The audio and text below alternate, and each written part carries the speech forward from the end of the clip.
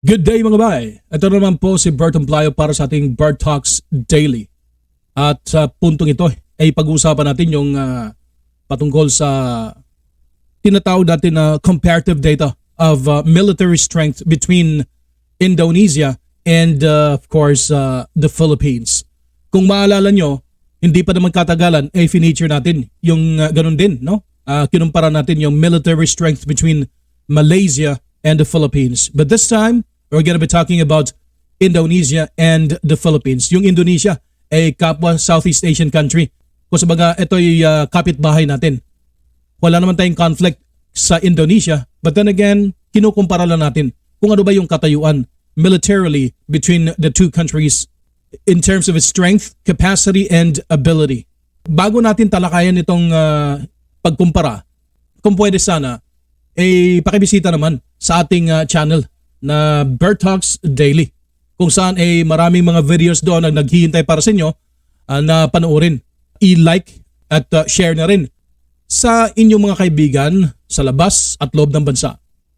Ang daming pwedeng mapagkukunan ng mga updates at lessons sa current events at history. Yan yung laman ng ating channel, kung saan ito'y lumalago kada araw. And I believe with your support, this channel will grow bigger and better. So kailangan talaga natin yung suporta nyo. Kapag hindi pa kayo nakapag-subscribe, pakipindot na lang sa subscribe button nang sa gayon ay ma-update kayo sa ina-upload natin ng mga videos araw-araw. So balik tayo sa ating pag-uusapan. Itong sa Indonesia and the Philippines comparative military data. So ito yung Pilipinas kung sabaga, yung kulay orange. Ito yung Luzon, Visayas at Mindanao. Itong blue na maliit na bansa ito yung Brunei. At saka ito naman yung Malaysia. At yung green naman, yun yung Indonesia. Ang pinakamalaking Southeast Asian country na around 7 times bigger than the Philippines. Kung tayo merong Luzon, Visayas at Mindanao, tatlong major island groups, ang Indonesia meron din, no? Itong pinakamalaking bahagi ng Borneo ay owned by Indonesia. Ito yung isla ng Sumatra, mas malaki pa sa Pilipinas. Isang probinsya lang yan ng Indonesia. Ito naman yung portion ng New Guinea na inannexed at ginawang kaparte ng Indonesia. Ito yung Celebes at saka yung Java. Yung Java naman, ito yung pinaka-sentro ng Indonesia kung sabaga. Kasi dito nailagay yung kabisera, yung Jakarta. At kung tutuusin, yung population ng Indonesia, close to 60% ang nakatira dito sa isang bahagi lamang ng Indonesia, which is Java.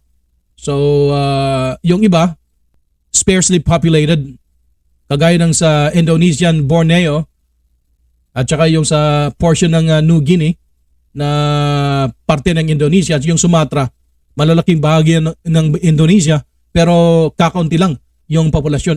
Whereas yung Java, kung saan nailagay yung Jakarta, dito ay more than 56% of the population of Indonesia resides.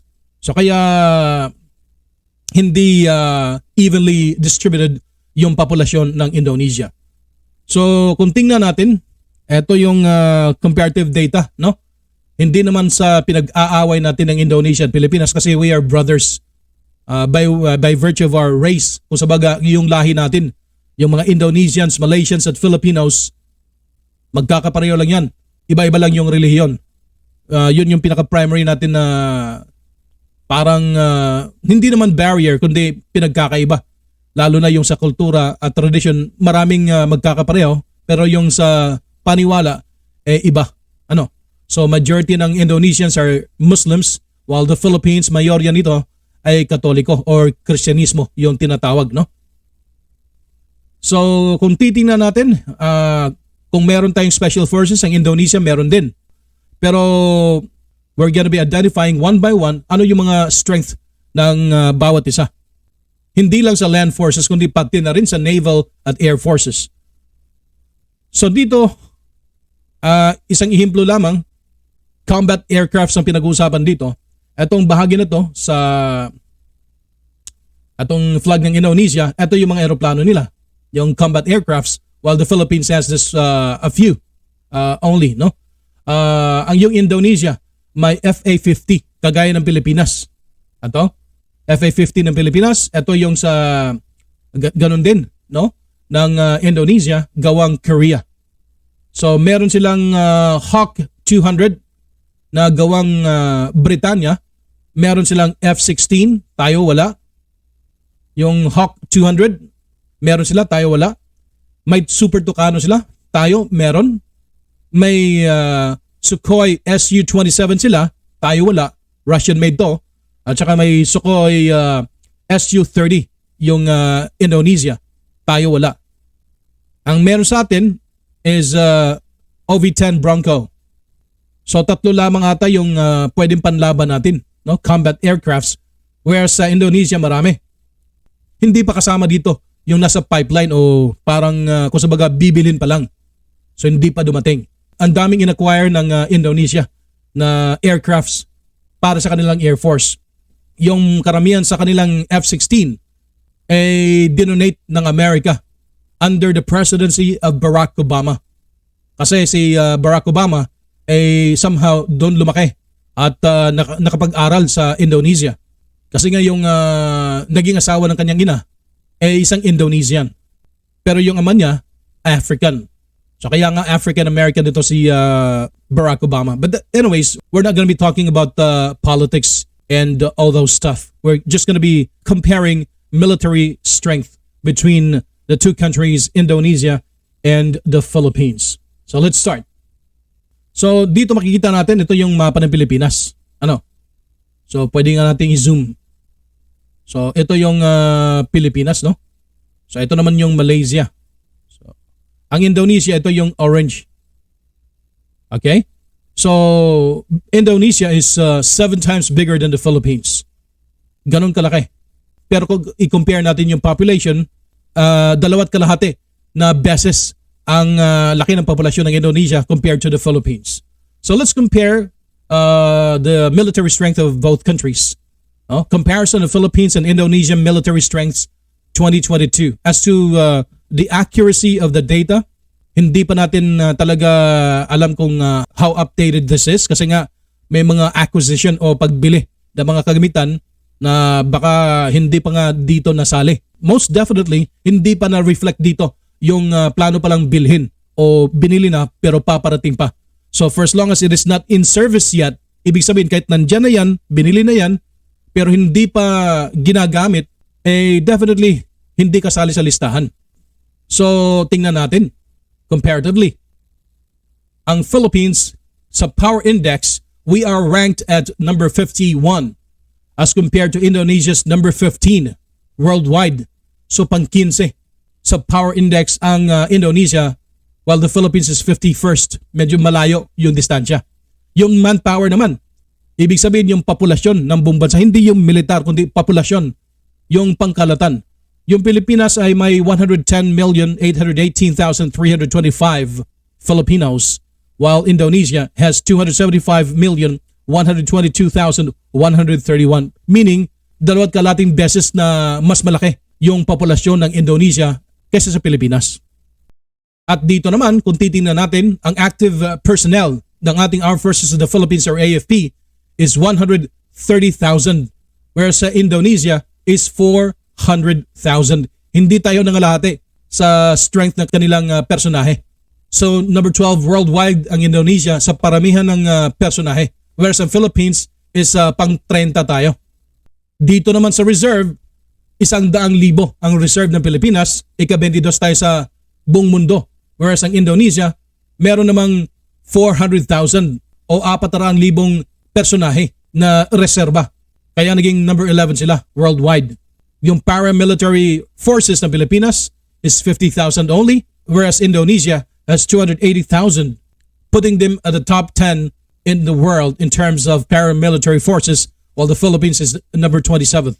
Kung titingnan naman natin yung defense budget ng bawat bansa, eh di hamak na mas malaki yung sa Indonesia. Sobra sa doble.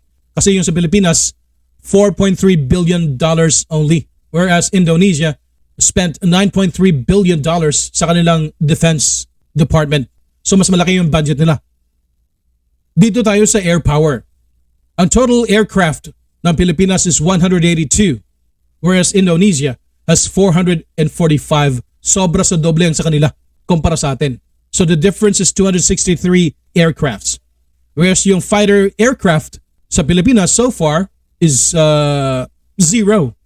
Wala talagang matatawag natin na parang panlaban na fighter aircraft. Yung sa Indonesia naman may 41 or 41. Ewan ko kung hindi nasali dito yung FA-50. Baka siguro yung FA-50 is hindi qualified or classified as an aircraft or as a fighter aircraft.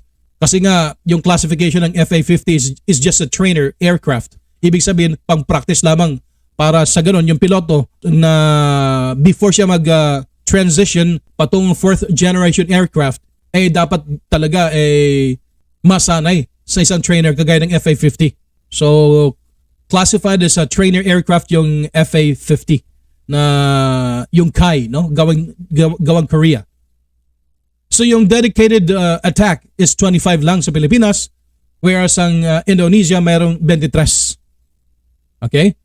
Yung transport aircraft is 21 ang Pilipinas, ang sa Indonesia 66. Yung trainers naman ng Pilipinas 24, while Indonesia has 126. Ito yung sinasabi ko na trainer, no? Ginagamit para pang train at paghasa ng isang piloto bago siya sumabak sa isang mas advanced na aircraft kagaya ng yung MRF or multi-role fighter. So bagay na wala tayo sa ngayon. Kaya siguro walang fighter na nilagay doon sa atin sa Pilipinas. Zero tayo sa ngayon. Pero may plano yung gobyerno na mag-acquire pero plano pa lang yan. Iba yung na-acquire na talaga na ginagamit kaya may lagay dito sa datos pero hanggat sa plano pa lang yan, hindi pa nabibili at lalong hindi pa nagagamit o actively used by the Air Force, then it's not counted here. Sa special mission, ang Pilipinas mayroon siyam at saka yung sa Indonesia may 17. Helicopters, 103. Yung sa Pilipinas, yung Huey helicopter, dati natin marami yun pero bumabagsak. Pero ngayon, nireplace na ng gobyerno yung tinatawag natin na Black Hawk. May nakuha na rin tayo na mga ilang second hand na attack helicopters. So sa ngayon, 103 yung helicopters sa Pilipinas, 172 naman sa Indonesia. Yung attack helicopters natin, ito na nga, dalawa lang. Ito yata yung dalawang Cobra attack helicopter at hindi pa kasali dito yung na gawang Turkey na binili ng Pilipinas. Habang sa Indonesia naman ay may 15 sila ka mga attack helicopters. So sa tangke, may 18 yung Pilipinas, ang Indonesia 214. Yung difference is 296. Yun yung kulang sa atin. Kung sabaga, kung ikumpara sa Indonesia, para maabot natin yung 314 ng Indonesia, kailangan natin bumili ng 296 ka mga panibagong tangke. Yung armored vehicle, 600 sa Pilipinas, 1,444 sa Indonesia. Yung self-propelled artillery, 12 ata sa Pilipinas, sa Indonesia 153. Pagkakaalam ko, meron tayong biniling bago. Ewan ko kung nakasali na ba dito, hindi, but most likely hindi pa. Ipagpalagay natin nadagdagan ito. Hindi pa rin tayo aabot ng 50. Sa Indonesia 153 na at nag-acquire pa rin sila. Yung towed artillery 286 sa Pilipinas, sa Indonesia 413. Habang yung mobile rocket projector is 0 sa Pilipinas, sa Indonesia naman is 63. Dito naman tayo sa naval power. Yung fleet strength ng Pilipinas, rank 32 tayo sa buong mundo. While Indonesia is ranked number 6 sa buong mundo sa fleet strength. 93 ang sa Pilipinas, 296 ang sa Indonesia. Angat ang Indonesia ng 203. Dito naman tayo sa aircraft carriers, 0 ang Pilipinas, 0 din ang Indonesia. Yung helicopter carrier, 0 ang Pilipinas, 0 ang Indonesia. So pareho lang, patas lang tayo, pareho tayong walang aircraft carrier at helicopter carrier. Submarine sa Pilipinas, wala tayo, 0. Pero gusto natin mag-acquire pero plano pa lang yan. Wala pang budget, na nai-release, definitely medyo may katagalan to. Kasi nga ititrain po pa yung crew para mag-operate ng submarine. Wala pa tayong kasanayan nito. So 0 tayo submarine. Ang sa Indonesia may 4 silang submarine. Yung isa ata nito yung lumubog, no? Biglang nawala. Naglaho at yun na nga. Lahat yung mga sailors doon ay namatay. So most probably kung isa yun sa 4 3 na lang ang natitira. Pero baka nga bibili pa yung Indonesia ng panibago. So destroyer naman tayo. Destroyer is 0 for the Philippines. Sa Indonesia ganun din, 0, patas tayo. Sa frigates, 2 yung sa Pilipinas at plano pa natin mag-acquire. Yung sa Indonesia is 7. Habang sa corvette naman, 1 yung sa Pilipinas at plano pa rin natin mag-acquire ng dagdag while Indonesia is 24. So mas marami-rami yung sa Indonesia kumpara sa Pilipinas. Yung patrol vessels naman, 50. Habang yung sa Indonesia is 181. Ewan ko kung kasali na dito yung bagong bili na dineliver last month galing Israel. Ewan ko kung nasali na dito. Pero ganun pa man, mas marami pa rin yung sa Indonesia. So yung mine warfare, 0 tayo. Sa Indonesia, 11. Habang sa logistics naman, yung airports natin, 247 as compared to 673 sa Indonesia. Merchant Marine, 1,805 Pilipinas, 10,427 ang sa Indonesia. In fact, number 1 sila sa buong mundo. Merchant Marine. Ports and Terminals, 5 sa Pilipinas at 16 naman sa Indonesia. So yun ang ating mga datos na magagamit para ikumpara yung puwersa ng Pilipinas at Indonesia. So hindi naman natin wini-wish na magkakaroon ng gyera ang Indonesia at Pilipinas. In fact, Indonesia and the Philippines have this close ties kasi nga ang tatlo yung original na members at founder ng ASEAN or Association of Southeast Asian Nations. Ito yung tatlong original na movers ng Southeast Asia. So sinali na lang yung Vietnam, Thailand, Cambodia, Laos, Myanmar at iba pa. At yung Singapore at Brunei Darussalam. Yung mga katangian ng mga Indonesians at Filipinos at yung Malaysians halos pareho lang. Yun na nga ang nagkaiba lang tayo sa paniniwala o relihiyon. Kasi yung Indonesia at Malaysia ay mga Muslim majority sa kanila. Whereas ang Philippines is the only Christian country in Asia but not entirely true as of now because meron na tayong kapitbahay na isang katolikong bansa itong Timor-Leste na inanex dati ng Indonesia at ngayon ay naging independyente, nakipaglaban sa Indonesia at they were granted independence. Ito yung Timor-Leste, isang katolikong Southeast Asian country. Dati-rati ay colonized by Portugal. So yan lang muna ang ating comparative data between Indonesia and the Philippines in terms of military strength. So kung may komento kayo at mga inputs patungkol dito, maaari lamang na pumunta kayo sa ating channel at pindutin yung ating comment section para naman sa ganun ay ma-express nyo yung mga viewpoints nyo patungkol dito sa pinag-uusapan natin na topiko. At maaari lamang kung hindi pa kayo nakapag-subscribe bilang suporta sa ating ginagawa na pag-upload ng mga videos na may kinalaman sa mga balita at impormasyon, updates and current events. Kung maaari sana ay huwag magkatubili na pindutin yung subscribe button so that we can also make this channel bigger and much better. So muli po, ito po si Bert para sa Bert Talks Daily. God bless.